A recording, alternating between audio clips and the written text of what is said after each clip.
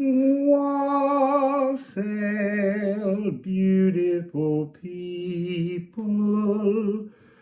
Welcome to the channel. If you're new, subscribe please. Click thumbs up if you're enjoying the video and share it with your friends. Also, think about entering into an energetic exchange by sending me a donation, because this is my only source of income. I also do my readings using 2 decks I made myself, no other decks. Wanted to say no other decks sully my readings. So this is the Liffruma Healing Oracle deck. It's a 78 card rune deck, which looks at the historical relevance of runes in many different cultures, but all based on their presence in the Anglo-Saxon culture of ancient Britain. They contain poems, and you can buy your own copy of that at liffruma.com, where you can find lots more information about them. And then I'm also using the new Musical Alchemy of Astrology deck, which isn't quite ready for publication, but this is its last incarnation before it will be published and available to purchase. And I also have the 78 Liffruma Rune Stones, which my friend Daniela made, and I love them. So let's begin at the beginning. We're going to use the Liffruma Healing Oracle deck first. We're just going to see what message comes through. We're still looking for a few more dark meditations for the Eclipse tunnel. We're looking for all of them, apart from the one I've done, column 1. But it may come out today, it may not. Interesting, we have Waken,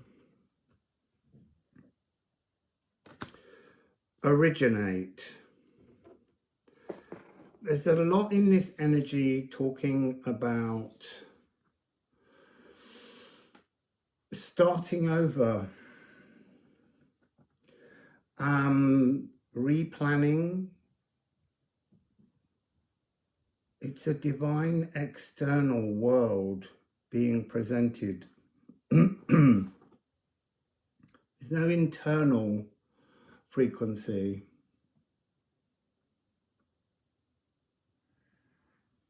So I can see a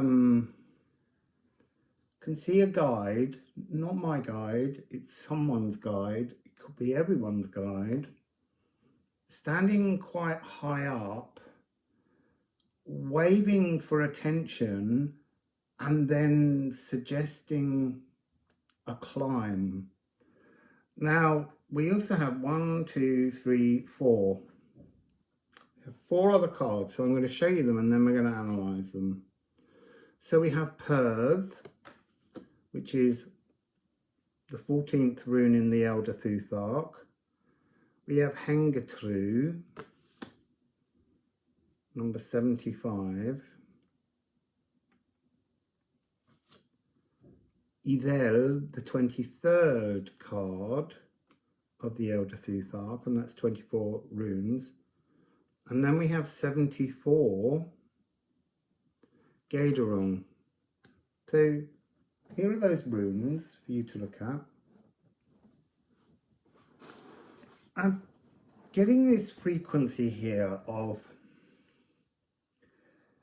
a cosmic surge, the pear tree. There's a notion of some new energy has aroused your frequency externally. And somehow internally, with the Hengetru, 75 being 12 being 3, that's an energy of something under review. But there's something here in the energy where you've been struck with some kind of new awakening frequency. And somehow you don't seem to recognize it or be able to birth it. And yet it's growing and getting stronger.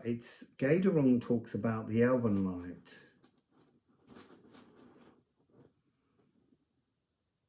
I'm feeling like this is the second tunnel, actually. There's a kind of dark meditation frequency within this. What do I mean by dark meditation? The eclipse season coming up between the 18th of September to the 2nd of October is offering us a chance to do 13 meditations during nighttime, during darkness, with our eyes open, to discover hidden shadows. The energy's already there. We've already been struck by this transformative frequency, and yet it's undergoing an inner review, but we're not yet piecing it together.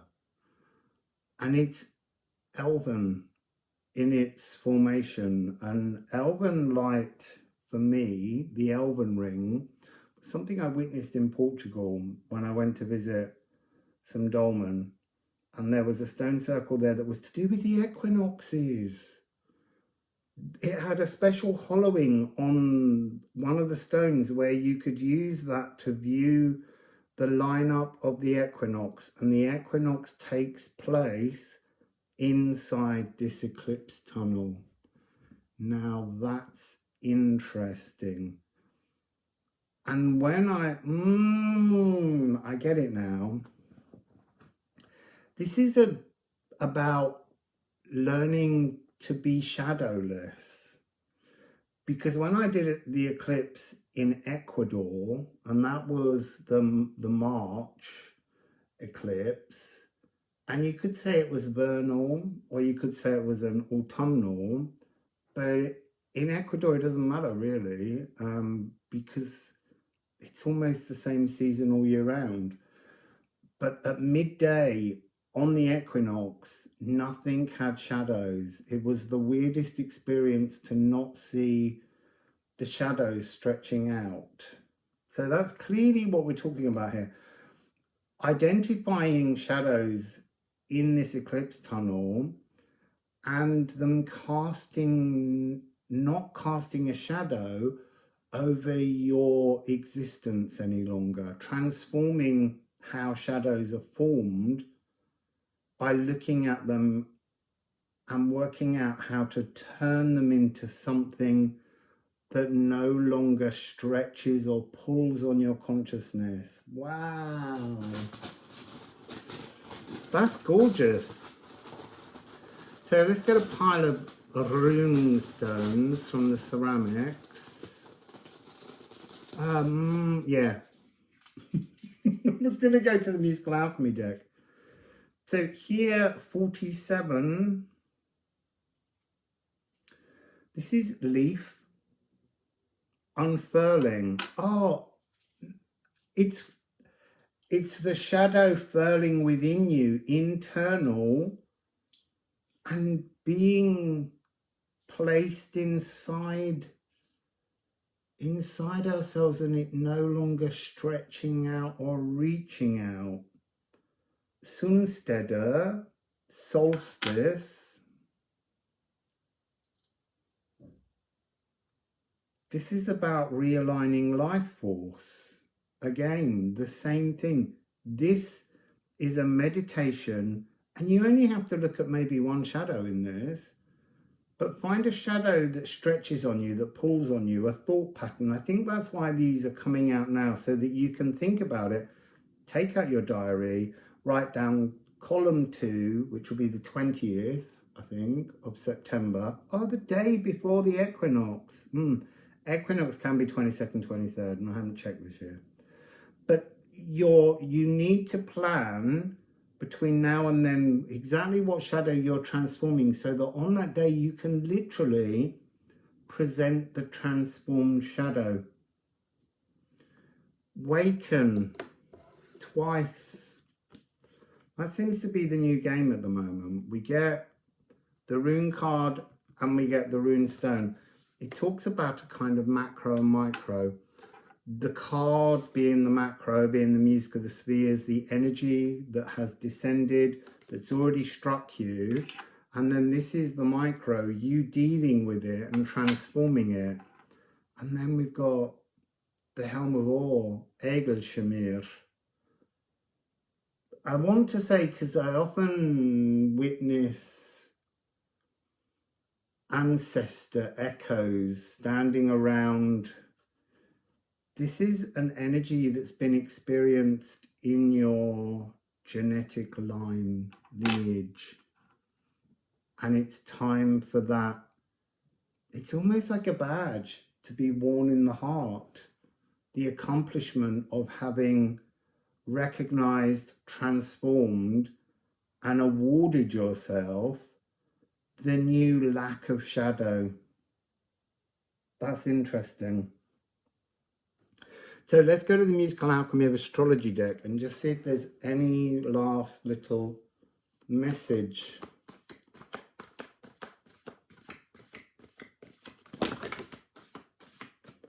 Okay, there's a pile of about 10, so we're not taking those, but there is one single card. Aqua Vita. So I want to suggest, because Aqua Vita is alcohol, when the alchemists first began to understand Aqua Vita, there was an assumption that it would be a really beneficial medicine. And actually, it shows how all medicine can have a dark side. And so there's something here about the shadow, the ancestral echo, is something that you think is beneficial and good for you, a birthright, a legacy frequency, but it's not really beneficial to you. So this is the right-wrong pathway. This is the spiritual cul-de-sac. You've gone down a beautiful pathway and you were called, you were made to wander down that pathway so that you could discover this ancestral shadow, transform it, and then wear it inside yourself as a prize, as something to remind you how all things can be overcome. Laughing at the pain in the shadows. But there's something about not seeing it as pain at the moment. You have to recognize where this shadow thought pattern has in fact been harmful in some way.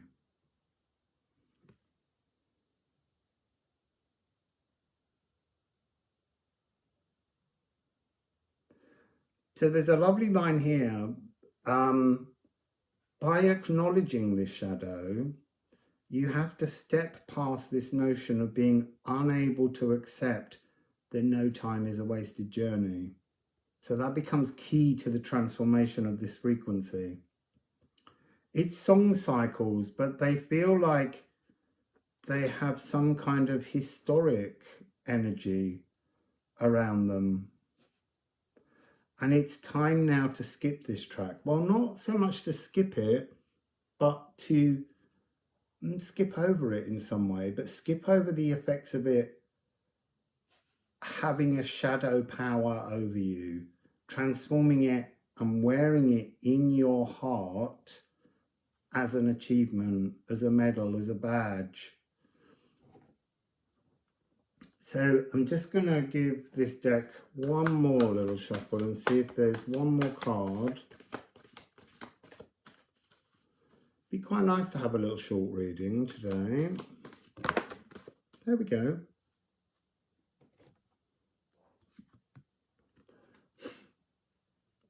So there, this is absolutely column 2, and it's in the path of the solar eclipse. This period inside the Janus Geminus, this eclipse tunnel, temple, this inner work, is to transform how you perceive the world outside of you. And that's why it comes along. It's to exit the door of the sun on the 2nd of October, having had a Janus revelation. A Janus revelation is to look backwards and look forwards and know that you are now focused in the now moment. It's the doors of reception, developing fate, reclaiming sacred breath. So sacred breath is to breathe in an abundant energy of wonder, joy, magic, however you want to perceive this energy as you breathe in, and all of that energy goes throughout your body. Then as you breathe out, it's like breathing out the rigidity of the shadows. Flexibility of breath is what everything's all about. The stomach and the chest rise and they fall. That's what you're working on here. There will be more coming, but it's just that card is really confirming a resetting, awakening breath, centering on the new now. Invitation to the bolero of abundance. Breathe in abundance, breathe out rigidity. Transform the shadows that stretch and pull on your current now moment to create a whole new quantum world around you. It's like the eclipse tunnel, this Janus Geminis, is a moment when we go inside, completely taken away. And the reason I think we're being told they need to be nighttime meditations is the idea of being completely cut off from the light to find the nutrients in the shadows, so that when you step back out through the doors of reception at the end on the 2nd of October, this tunnel gives you a new internal quantum intentioned pathway. And then the world outside, this 6-9 will awaken around you.